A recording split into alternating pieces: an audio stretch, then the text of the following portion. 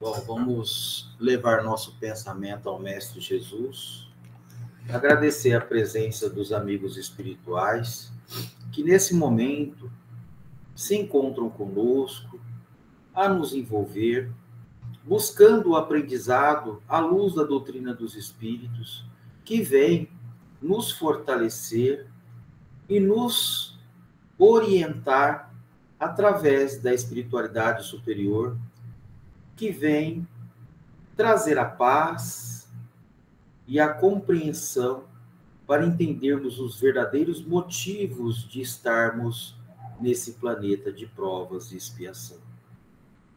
Pai nosso que estais no céu, santificado seja vosso nome. Venha a nós o vosso reino, seja feita a vossa vontade, assim na terra como no céu. Ao pão nosso de cada dia nos dai hoje. Perdoe, Pai, as nossas ofensas, à medida que perdoamos os nossos ofensores, e não os deixeis cair em tentação, mas livra-nos, Senhor, de todo mal, do corpo e do espírito, de hoje e sempre, que assim seja. Bom, o evangelho de hoje, nós vamos continuar no item 11, escândalo, se a vossa mão é motivo de escândalo, cortai, que é o item 11, né? Capítulo 8, bem-aventurados os que têm puro coração.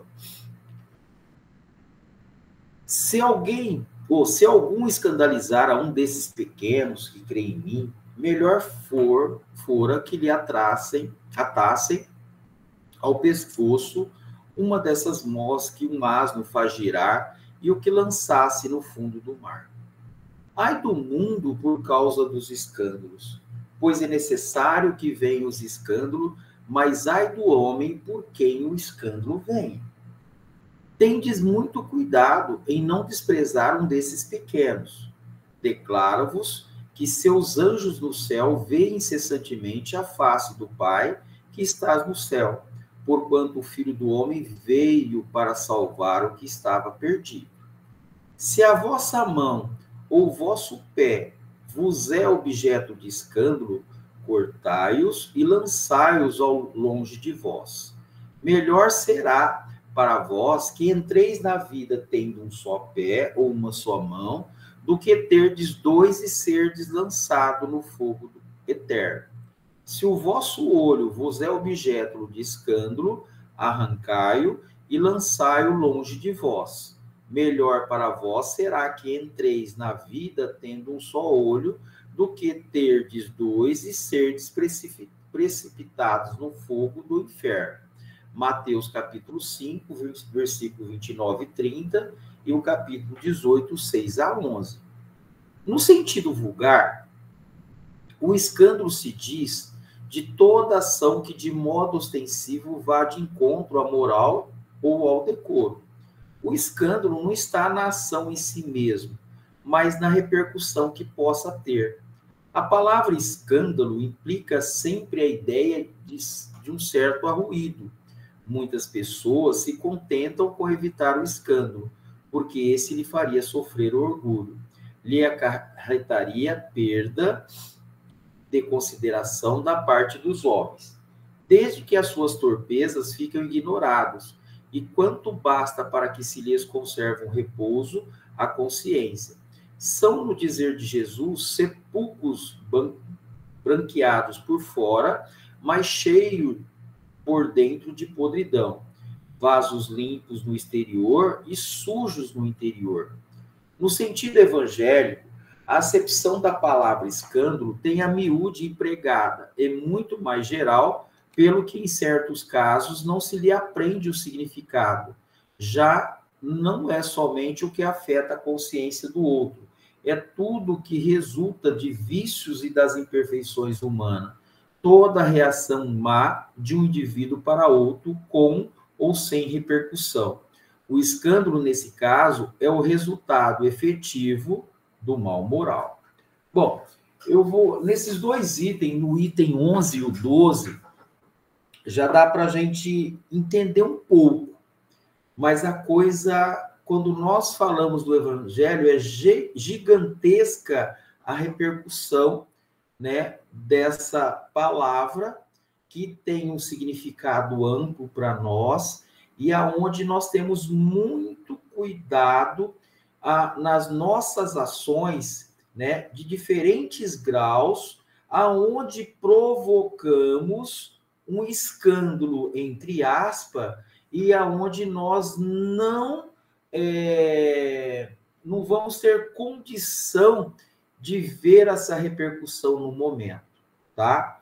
Então, dentro dessa condição, é aí que está a condição moral do indivíduo que nós não sabemos, tá? E aí, por isso que o Cristo nos fala que nós somos, assim, sepulcros caiados por fora e cheio de podridão. Nós não enxergávamos isso e muitas vezes nós não enxergamos. Nós temos várias situações que a gente fala assim, ó, se aponta um dedo para um, tem 3 apontando para nós. E isso na fala e na repercussão que nós damos a entender. Mas o nosso comportamento, que nós muitas vezes não analisamos, não fazemos uma análise mais aperfeiçoada, até que ponto a nossa ação, na nossa fala ou na nossa modo de ser, fere, né, aqueles que convivem conosco nas relações interpessoais. E isso daí tem diversos graus, porque na primeira fala, quando Jesus fala do escândalo, na proporção, né, da escalada que temos, né, que tivemos desde o século passado para chegar até nos nossos dias de hoje, o escândalo era todo fato que contrariava, repercutia de forma de conflito entre pessoas, grupos familiares, grupos de amigos, de clãs, né, da época, de ações desastrosas em discordância com a ação do outro, tá? Então, essa situação era um agravante muito grande na época e que eles também não entendiam, né?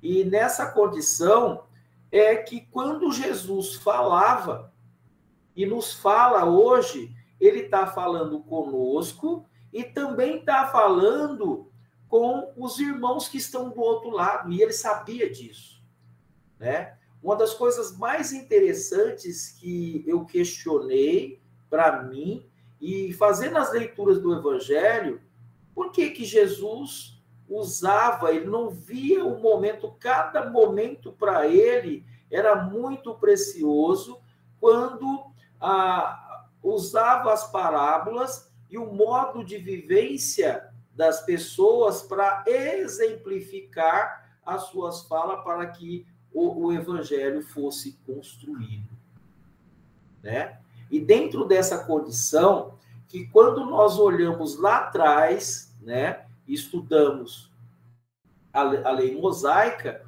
né, os 10 mandamentos, e vamos trazendo essas várias fases, o Cristo vem no momento e fala assim, ó, eu não vim destruir a lei, mas dar cumprimento a ela.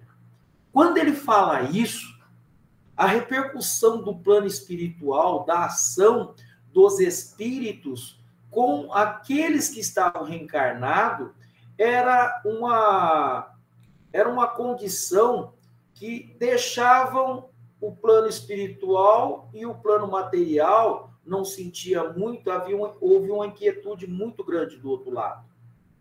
Porque quando os espíritos olhavam os encarnados, eles enxergavam todas aquelas impurezas que tinham dentro dele. Todas. Mas nós não enxergávamos. E nós, como de fato, não enxergamos. Então, é preciso que o espírito encarnado, quando lê o Evangelho, faça uma reflexão e comece a trabalhar numa luta para que ele possa ser cada dia melhor, lutando contra as suas imperfeições. Só que no passado eles entendiam isso? Não. Não entendiam. Ainda era a ação de olho por olho, dente por dente.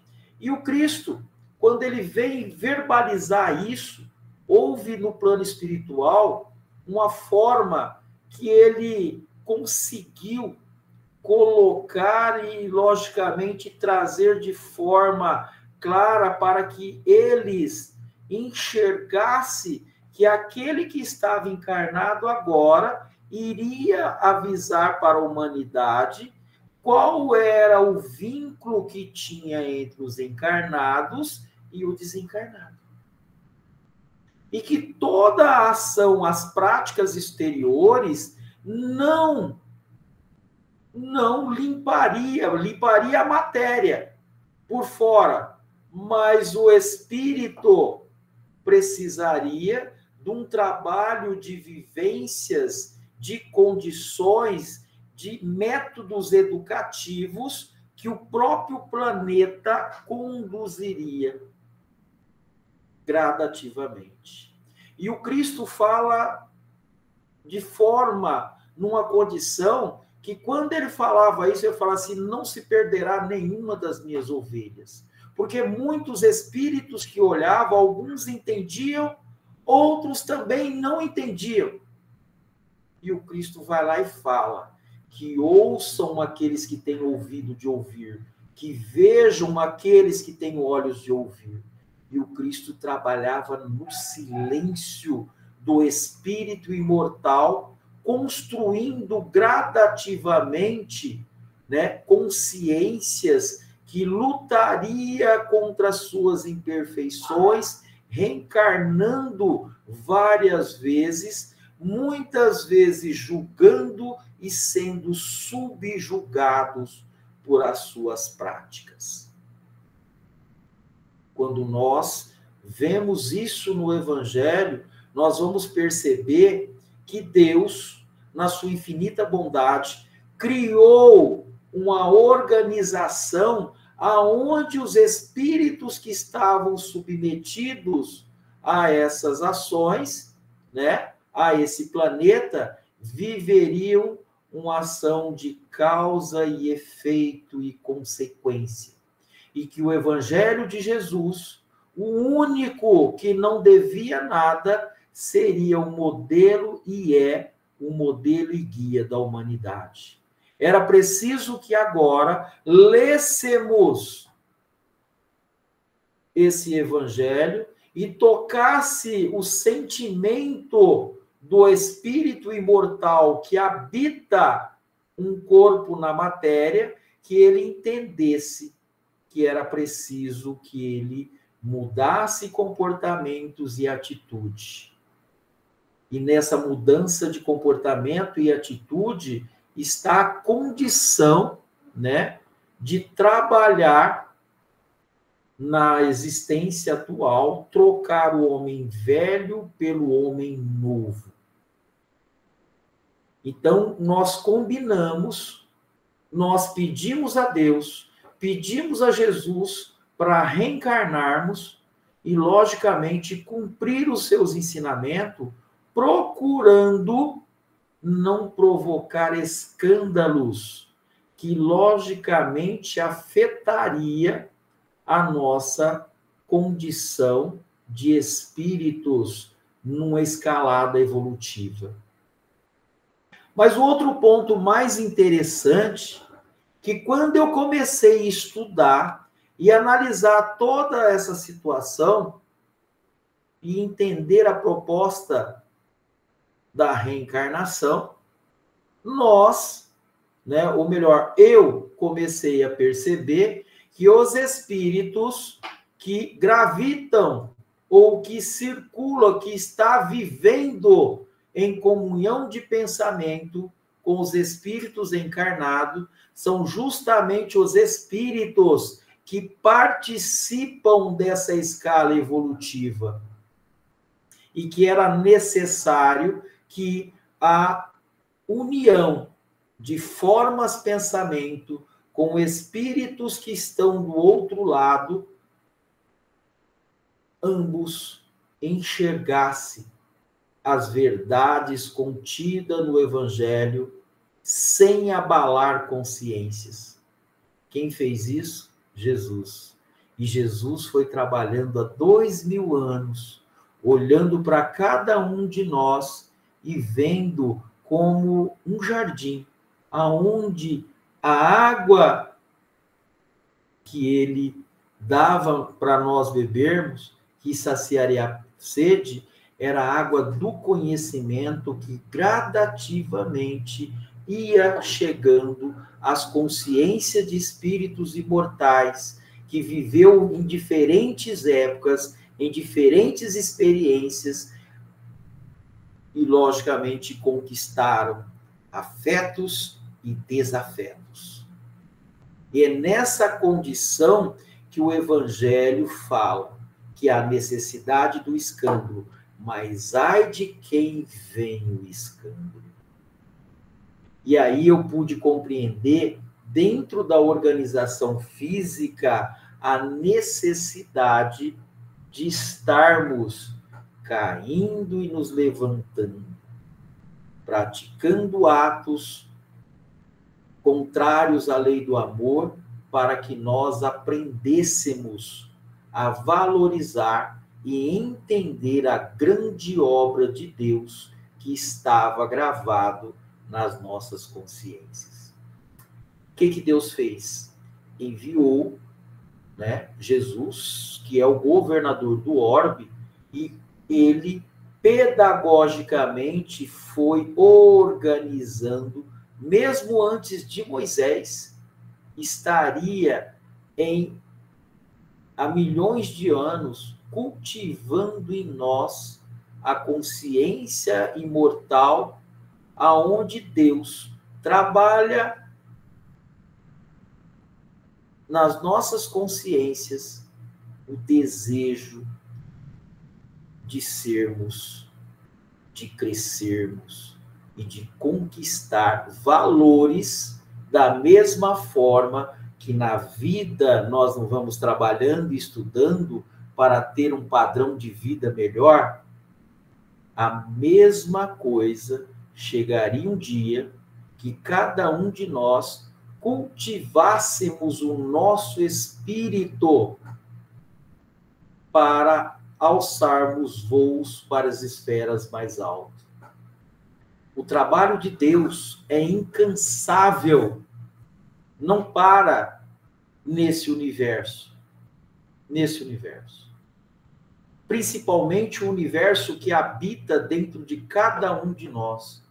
A mesma coisa quando eu vi falar do universo, e aí eu vi e enxerguei que cada alma, que cada espírito que habita esse mundo é um universo. E aí eu fui procurar e pesquisar que cada um de nós temos trilhões de células dentro do nosso organismo. Passa de 33 na idade de 20 anos, e ela vai diminuindo conforme nós vamos avançando na idade. Aí nós vamos poder perceber, por isso que o Cristo falar, vós sois deuses, pode fazer o que eu faço e muito mais. Então aí que está o problema, para nós, tá? Porque Jesus é o nosso modelo e guia, ele é o nosso caminho. Quando nós voltamos para o plano espiritual, nos assustamos porque nós não morremos. Morre o corpo físico, mas o espírito imortal sobrevive à morte do corpo material, sobrevive à matéria. E quando nós voltamos para o outro lado, nós vamos entender O que Jesus está falando do evangelho, ai daquele, né, que foi motivado a fazer o escândalo. Porque ele retoma para o plano espiritual toda condição de escândalo que move uma ação ou imperfeição moral, traz consequências danosas para o espírito no retorno ao plano espiritual. E para o que está na matéria, ele sofre a condição, porque é onde ele avisa que repercute na matéria ao nosso comportamento dentro dessa condição de provocar escândalos em ações repetitivas, aonde nós não medimos consequência e arrumamos as complicações na presente vida. E aí nós vamos compreender nas falas tanto de Joana de Ângeles, como também quando nós lemos o Evangelho, as vicissitudes da vida, nós vamos analisar que os problemas que nós arrumamos é da atual existência. Porque agora, todos nós temos condições de ler e de trabalhar dentro de nós a mudança de comportamento. E essa mudança de comportamento seria nós questionarmos o que eu vou ganhar provocando ou falando coisas que vai agredir aquele aonde eu discordo de certas ações. Tá? Então foi nessa questão quando Jesus fala como é a caridade que subtendia Jesus. Benevolência para com todos. E por que há escândalos? Porque nós, quando nos contrariamos ou quando não aceitamos as imperfeições do outro, movendo a força interior que temos, aonde cada um de nós ativamos o lobo interno. Porque cada um de nós temos dentro de nós, ainda guardado no nosso subconsciente, o homem que viveu em experiências outrora. É lá que entra os infortúnios ocultos, aonde ativamos, sem nós saber, o lobo mau que temos dentro de nós. Aí nós vamos questionar a nós mesmos, qual lobo nós alimentamos?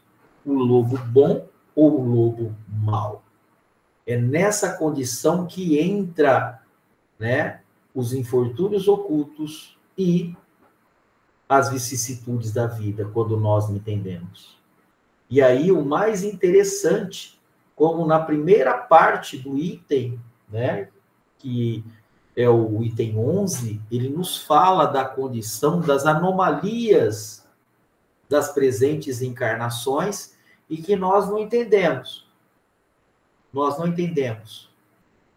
Ou o espírito vem, né, sem a visão, sem a audição, ou sentindo, né, muitas vezes uma ação ou uma complicação em órgãos materiais ou passando por enfermidades que nós não sabemos, e essas enfermidades, ou aquele que muitos, né, acham que é Deus que está fazendo isso conosco, na verdade somos nós que fizemos com nós mesmos, e que é necessário que nós entendamos o que é a dor nesse planeta, o que é a consequência dessas dores, qual foi a causa, o porquê de tanta dor e sofrimento.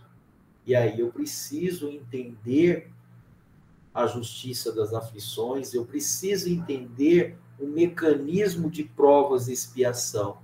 Então, o Evangelho nos traz com muita clareza, segundo o Espiritismo, a causa dessas aflições, a causa dessas anomalias, em escândalos e perturbações que outrora, em outras encarnações, eu não cumpri.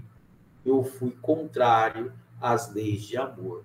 É nessa situação que cada um de nós temos que ver. Uma das falas mais belas de Santo Agostinho, de quando ele fazia a oração, né? Que ele falava que amanhã eu me levante e seja melhor do que hoje, e que hoje eu seja melhor do que ontem. E nas orações dele era nessa condição, né? Que hoje eu procure errar menos do que ontem. E Jesus, Deus, fez isso. Ele pegou, deu uma nova chance, uma nova encarnação para nós e permitiu que nós construíssemos, ou melhor, escrevêssemos uma nova página na atual encarnação. E é nessa condição que essa organização, os espíritos que estão do outro lado, muitas vezes não sabem o porquê, né? Muitas vezes eu ouço dizer que muitas vezes a obsessão está daqui para lá e de lá para cá. Mas é preciso que eu entenda e que leia o Evangelho e que organize ideias e que eu passe essas informações elucidando aos espíritos imortal que continua a regra tanto para mim como também para os espíritos que estão do outro lado. Na condição que o espírito que está na carne, ele tem que trabalhar a reformulação íntima, procurar hoje ser melhor do que ontem. Olha lá, da mesma forma, na oração de Santo Agostinho. E que o bem mais precioso foi dado a nós. E Jesus, quando falava orientando os espíritos que acompanhavam os encarnados na época, porque os encarnados nem sabiam, continuavam nas práticas exteriores, como também muitos de nós continuamos, tá? Continuamos, viu? É porque a gente fala e aí se exime da responsabilidade, porque nós só mudamos o nome para nós espíritas. E aí usamos o verniz, né? Que é fácil olhar para nós e falar, nossa, o Dalmo é tão bom, fala bonito, explica claro o Evangelho, mas será que ele também não se inclui? Aí eu falo, também me inclui. Mas Kardec foi lá, sabia que nós líamos essa fala e ia fazer essa reflexão. E aí, Kardec faz a seguinte pergunta para os espíritos. Qual seria para nós, né, o espírita perfeito? Aí os espíritos respondem, aquele que luta contra as suas imperfeições. Assim somos nós, que quando nós lemos o Evangelho, muitas vezes passamos até vergonha de ler, porque lemos, explicamos, falamos tão bem e bonito, mas na prática ainda enxergamos dentro de nós sombras que precisam ser trabalhadas gradativamente e que vêm sendo trabalhada há séculos pelo Mestre Jesus, porque estivemos lá naquela época e hoje estamos aqui diante do seu Evangelho com a explicação mais clara do apóstolo, né, Allan Kardec, para que nós entendêssemos a grande proposta de Deus para cada um de nós, que envia o nosso modelo e guia, que é Jesus, dando o exemplo. E Jesus fala, vinde a mim todos vós necessitados, que eu vos aliviarei. É nesse momento que os espíritos, quando nós fazemos essa leitura, compreendem que Jesus nunca foi, continua conosco, nos blindando com essas palavras, com essas frases, com esse evangelho, para que nós compreendêssemos o verdadeiro motivo de estarmos unidos em pensamentos e atitude com irmãos que de outrora foram os nossos desafetos e que agora é preciso que, através da mudança de comportamento, possamos, no inimigo de outras encarnação, fazermos um amigo da presente, tá? Com o estudo dessa doutrina de luz. Então, na próxima eu já continuo o item 12, tá? O item 12 também já vai... Aí vai o 14, né? Vou marcar aqui, senão... Item 12...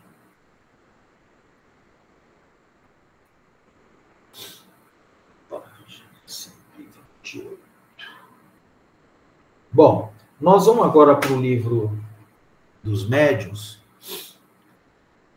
O livro dos médiuns, nós estamos agora na questão 149. Né?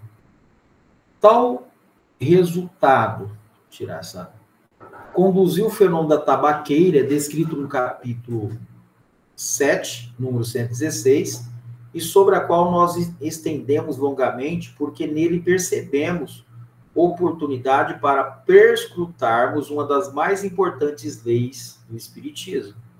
Lei cujo conhecimento pode esclarecer mais de um mistério, mesmo do mundo visível. Assim é que de um fato aparentemente vulgar pode sair luz, tá?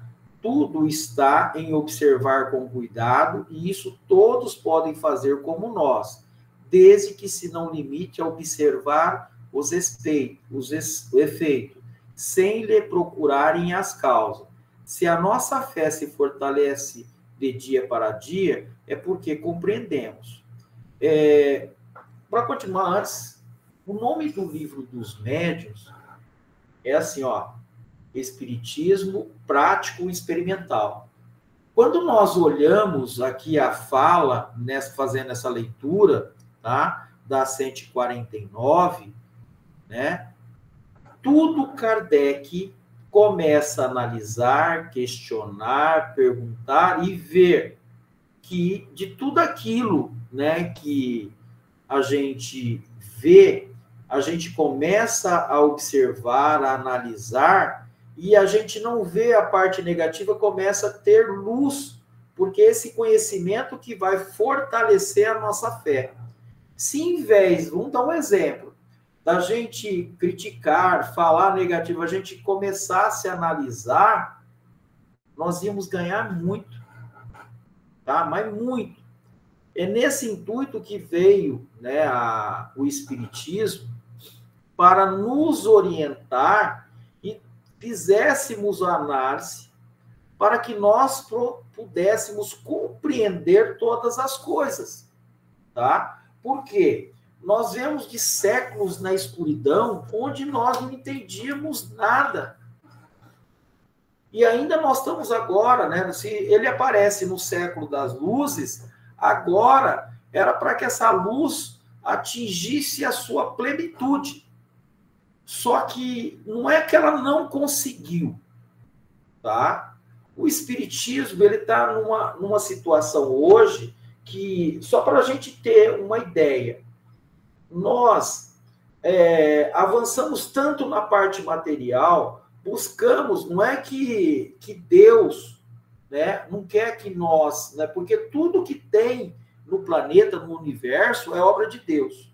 Nós só somos instrumentos. E aí, quando a gente vai ver, nós só queremos saciar as vontades da matéria.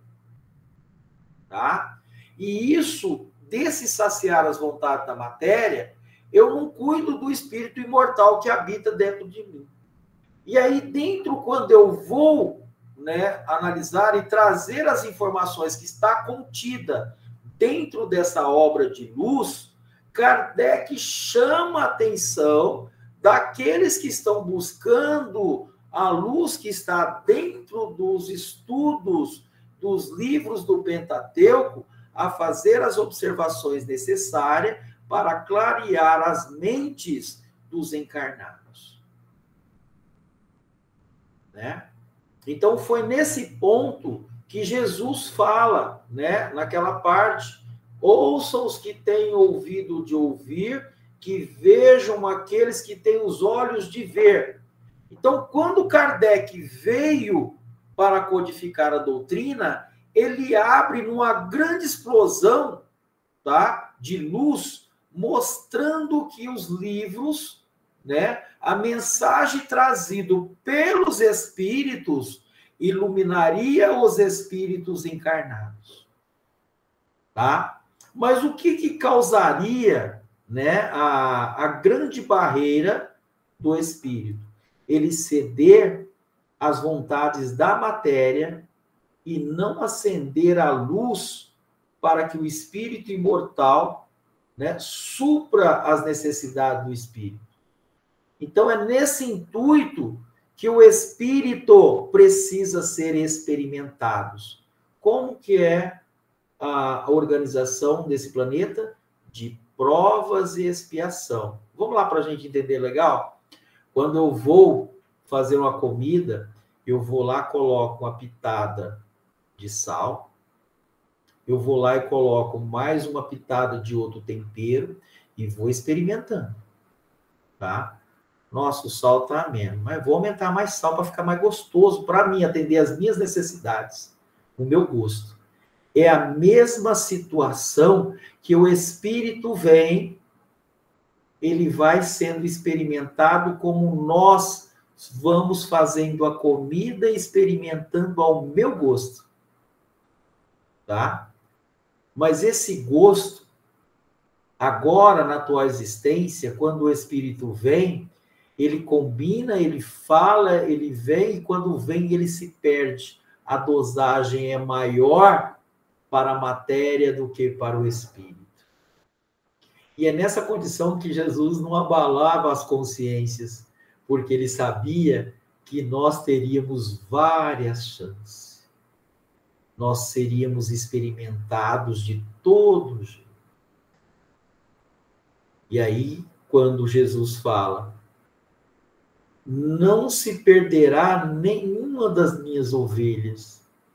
Mas o que ele quis dizer?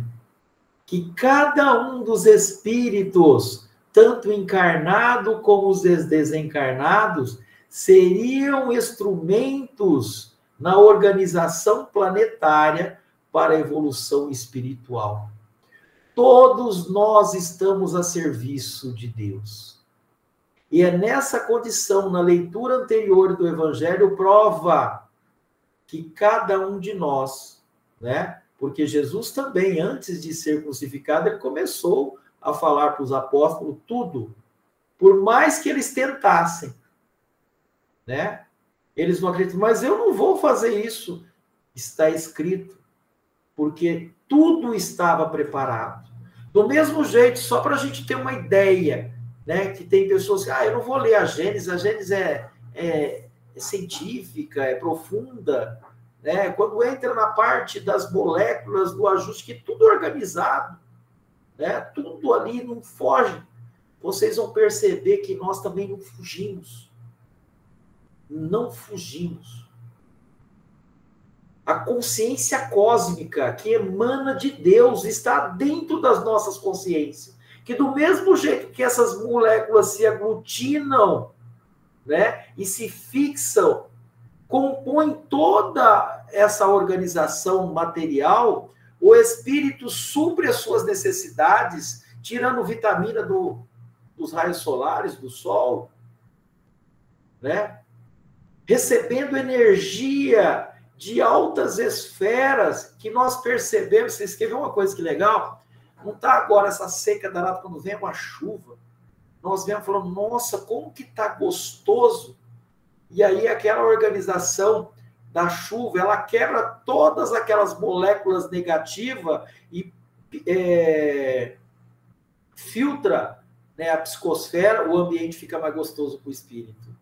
Já começa o espírito encarnado sentindo a transfusão de energia entre eu e o Pai de espírito imortal, aonde para Deus não interessa quem é bom ou ruim. Todos são alimentados. Olhai os pássaros do céu. nenhum deles, nem a eles falta o alimento. Era lá que estava a multiplicação dos pães. Era lá que o Cristo falava, homens de pouca fé, que não ativava e não tinha ainda, não via o poder que estava, né, delegado a cada um de nós.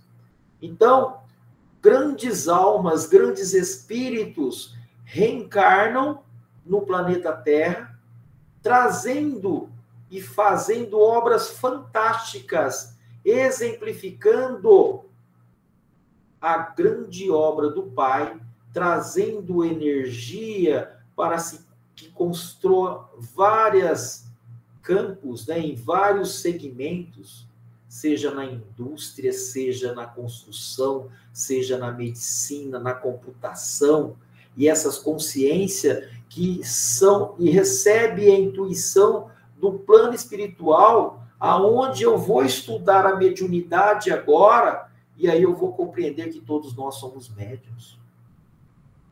Mas quando eu vou para a doutrina espírita, nossa, mediunidade, a comunicabilidade com os espíritos, o poeta é médium, o escritor é médium, o músico é médium, o laboratório do mundo invisível, que está assessorando todos nós, é um laboratório que é construído por mentes de espíritos que são subordinados a essas leis imutáveis que organizam o planeta.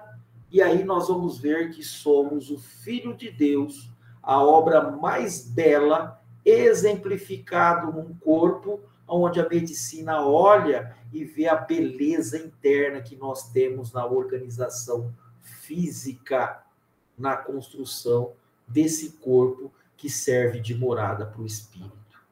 E aí nós vamos para o planeta e analisamos que todos que estão aqui, engenheiros, médicos, né, de todos os segmentos que na organização constrói essas belezas que emanam de espíritos que estão do outro lado, intuindo aos médiuns aqui na Terra a construir.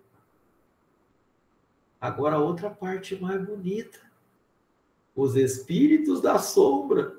Aqueles que também, quando Jesus encontra um e fala assim, quem é você?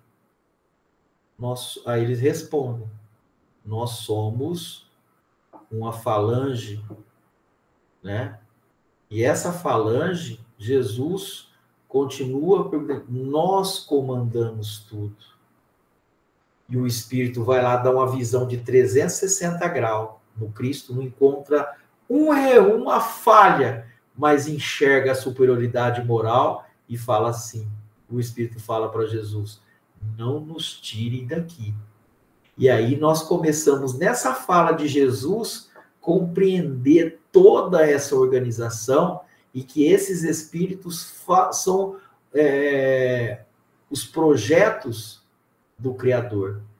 E aí eu vou compreender esse planeta de provas e expiação, essa organização que o Cristo chegou. E por isso que ele falava, os apóstolos, né, falaram, nós fazemos. E foram, não tem jeito, vocês vão fazer. Já está, né? Vocês querem ver uma coisa interessante? Eu estou aqui nesse momento, eu pego o nome de uma pessoa. Só para vocês terem uma base. E eu falo o nome da pessoa. Quando eu falo, fica organizado na psicosfera. Se eu mandar, pensem num nome aí de uma pessoa que está precisando de ajuda. Na hora que vocês pensarem aí, eles serão ajudados. Para vocês entenderem o que Jesus estava falando. E o que é que Kardec está querendo dizer para nós nesses textos. Aí ele continua. Ele fala, ó, tratai, pois, de compreender se quiseres fazer prosélitos sérios. Ainda no outro resultado decorre a compreensão das causas. o de deixar riscada uma linha divisória entre a verdade e a superstição. O que é verdade? O que é supersticioso? Será que nós somos supersticiosos? Se for analisar, mesmo com todo o conhecimento e com todas as, se duvidar, a superstição você sabe, né? De usar as coisas, né? Que vai trazer para nós, vai fixar a mente, né? A mudar comportamento. Eu não estou falando aqui, mas vamos dar, ó, não posso passar debaixo de uma escada, que isso aí vai me dar azar, né? Eu não posso... Tem um monte de coisa que a gente viu aí nessas histórias, né, que hoje, para mim, muitas vezes nem... Né, não dá, mas a gente não dá vazão. Porque Kardec também, né, porque naquela época tinha e hoje também tem. Tá? Tem muita coisa. Então, o que eles estão... O que Kardec está fazendo agora? Para que a gente saiba o mecanismo de funcionamento. Tá? De como funciona isso. Tá? Então, considerando a escrita direta do ponto de vista das vantagens que possa oferecer, diremos que até o presente, sua principal utilidade é consistido na comprovação material de um fato sério.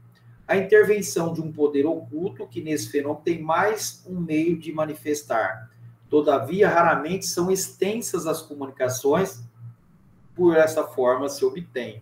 Vocês, não sei se vocês lembram, tá? Ele está falando da escrita sem estar a pessoa pegando lápis, né? Dos espíritos, está escrevendo sem, né, a intervenção humana. É mais ou menos isso, tá? Que ele está falando, né? Só voltei e falou assim, pô, deixa eu falar, senão vai esquecer dos itens anteriores, tá? Então, nisso, poderia causar superstição? Tá? Pode, tá?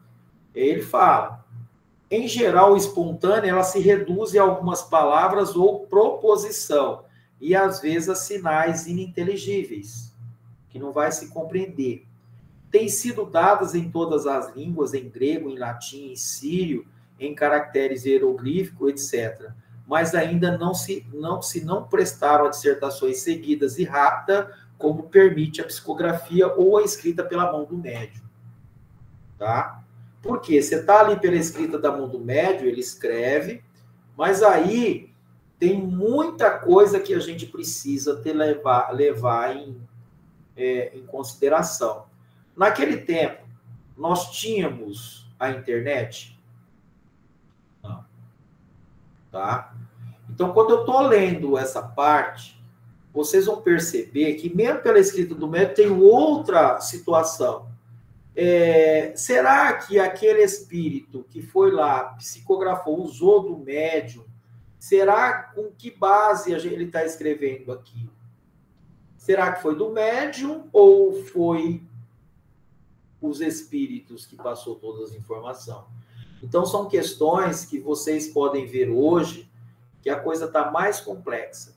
Hoje, nós temos as inteligências artificiais, né, que a gente olha aí, consegue, só para vocês terem uma ideia, eu estou falando aqui, a inteligência pode pegar a minha fala, modificar toda essa fala, usar a mesma fala como se fosse eu, usa outras palavras, ela grava e fala.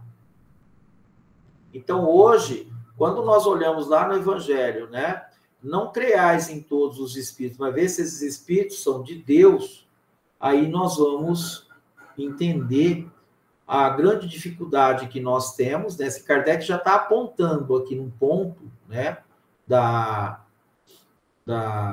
superstição, da condição, porque se a gente visse em determinada época, quando se fala isso, a gente já via no médium, ou na escrita, ou como muita gente hoje olha, o médium que psicografa, ele é visto de outra forma, para a gente ter uma ideia. E, na verdade, hoje nós sabemos, né, é preciso estar analisando o conteúdo dessa psicografia. Temos que estar analisando o que é que traz, né, as informações, mesmo que não seja pela psicografia ali, pela mão do médium, ou de outra forma, que é difícil, mas também a Gênese traz informações de como funciona isso, tá? E aí, se eu falo para você, a gente está estudando o livro dos médiuns, eu falo para você assim, que eu já li a Gênese, já estudei a Gênese, né? Nós tínhamos um grupo de estudo, a importância de ler, é aí que ele fala, né, de analisar e ver, né, como funciona, o mecanismo de funcionar, para compreender. E aí o que acontece? A fé vai ficando mais fortalecida, não vai haver superstição. Só que hoje, né, a coisa que mais está, assim, nos trazendo, né, um certo desconforto, o que essas informações, o que está trazendo de informação na psicografia? Porque no passado, essa escrita que hoje é difícil, tá? Vocês podem ver que, eu não vou lembrar em que parte está da Gênese, mas conforme a gente vai estudando, a gente vai vendo a potencialidade que tem o espírito para estar passando essas informações, a capacidade que tem o espírito. E aí eu vou entender, mas como que acontece isso? Ele usa dos fluidos do médium para que a coisa aconteça. Tá? Para vocês terem uma ideia, tá? De como funciona. A coisa vai muito além, né? O estudo vai nos trazer muita luz para compreender o que ele está falando aí nessa parte do livro dos médiuns. Ele está trazendo para nós uma informação que hoje nós não temos, não é impossível, pode acontecer, né? Acontecia, mas como que a gente vai encarar isso? Como que a gente vai ver?